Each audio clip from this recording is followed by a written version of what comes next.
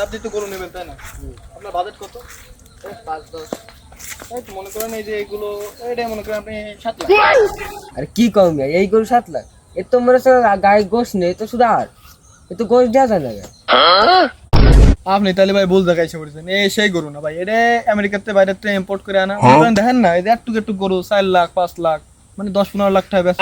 তাহলে সেই জাতের গরু মনে করেন এই যে, আর আপনি জানেন গালিব ইন্টারন্যাশনাল খেলে এইসব মনে করেন গালিব বাইরের থেকে আনে। আপনি মনে করেন এই কিনেছেন কোন জায়গাতে না কোন জায়গাতে আগে পরে আমার জানা নেই, ওই 1.5-2 লাখ টাকার গরু আমরা বেশি নেই ভাই। যদি 7 লাখে নিতে চান তাহলে নিতে পারেন। যেহেতু ভালো জাতের গরু 7 লাখ তো দেওয়া সম্ভব না, একটু কমাই রাখো। যেহেতু আপনি কইছেন 7 লাখ বললাম, আচ্ছা 6 লাখ দিন, ভালো জাতের গরু বোঝেন তো, লস হয়ে যায় এটাও দিয়ে দিই মনে করেন। এবার এনে কি হচ্ছে?